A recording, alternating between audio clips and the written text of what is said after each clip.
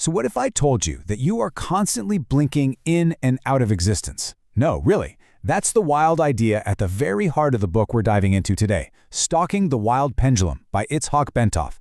Now, Bentov was this brilliant inventor who built a model of the universe connecting consciousness, physics, and even mystical experiences. And trust me, it's going to challenge pretty much everything you think you know.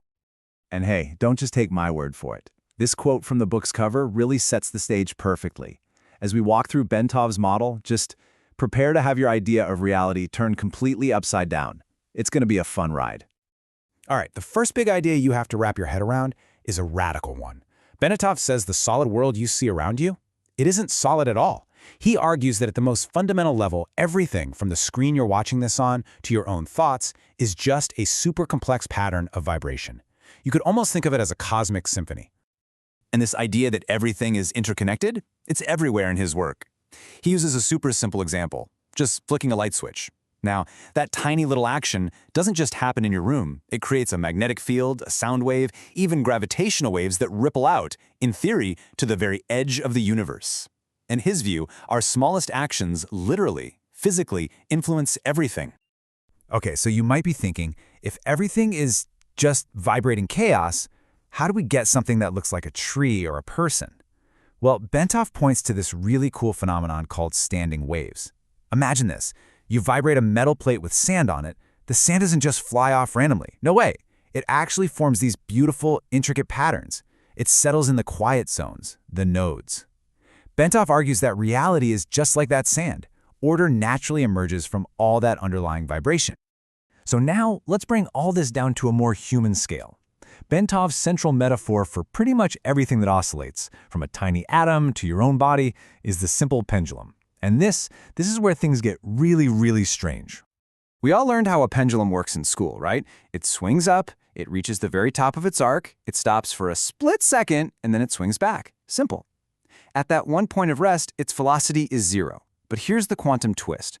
There's a rule in quantum physics that says you can't know both a particle's exact momentum and its exact position at the same time. So if we know the pendulum's momentum is precisely zero at that stop, its position becomes, well, completely uncertain. It could literally be anywhere in the universe. Okay, just let that sink in for a second. For that tiny, infinitesimally small moment of rest, the pendulum, and Bentov says by extension every atom in your body, has to effectively blink out of physical reality. It expands into the universe at infinite speed and then instantly collapses back to continue its swing. According to this model, we are all right now constantly flickering in and out of existence. Now, as absolutely wild as this sounds, Bentov wasn't the first to think of something like this. He points to ancient teachings, like this one from Tibetan masters, who said that the world we can touch isn't a collection of objects that move, it is the movement itself. The second the movement stops, reality as we know it just disappears. So this raises a huge question, right? If we're constantly blinking out of physical reality, where do we go during that off state? And what's happening there? To even start exploring this, Bentov says we have to completely rethink our relationship with time. We feel it as this constant, steady flow. But what if it's not? What if you could consciously stretch it, or maybe even stop it? He actually proposes a simple experiment you can try yourself. Find a clock with a second hand and just stare at it for a bit. Get in sync with its rhythm. Then close your eyes and vividly imagine a really relaxing memory, maybe being on a beach. Feel the sun, hear the waves. When you're totally immersed in that feeling, slowly open your eyes and look at the clock again. You might see something very strange. The second hand might seem to stutter or even stop completely for a moment. You've just stretched your own subjective time. So how is that even possible? Bentov's explanation is that we have what he calls the observer. Think of it as our non-physical consciousness, the part of us that thinks and knows. He argues that during that experiment, your observer literally went to the beach, leaving your body's normal timekeeping hardware to just kind of run on autopilot for a second. And this right here is the core idea. By altering our consciousness, like in deep meditation or that visualization, we stretch our subjective time. And this creates a little window of opportunity for our observer to access what Bentov calls a space-like dimension. This is a reality that's not bound by physical laws, where it can travel at incredible speeds. This is where we go when we blink out. Okay, so let's do a quick recap.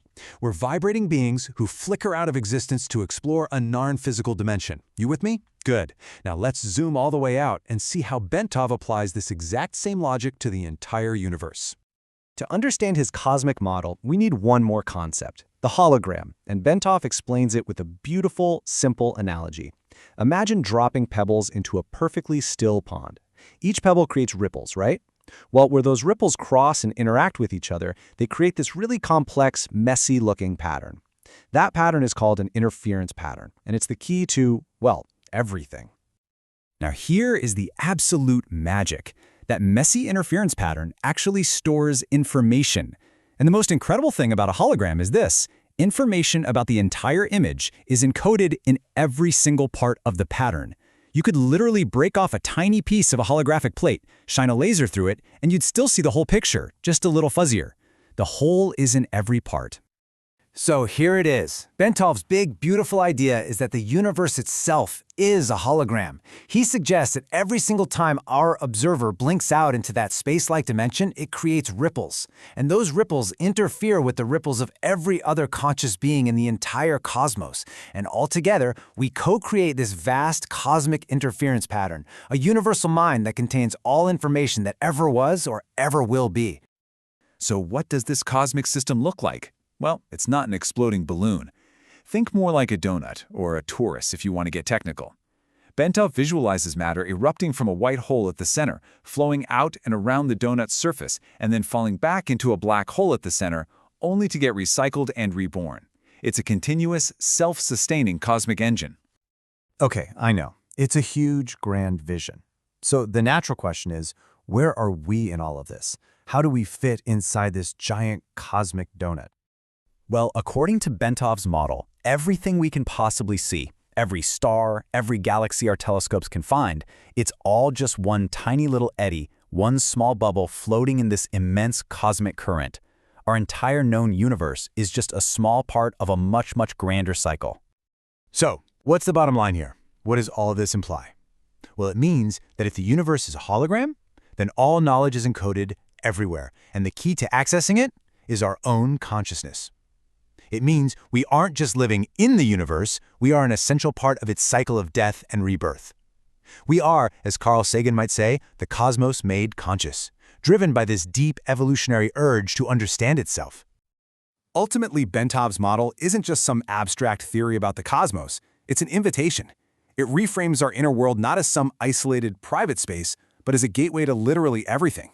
So the question it leaves us with is this. If your consciousness is the portal to a universal hologram, what are you waiting to explore? It's really an invitation to start stalking your own wild pendulum.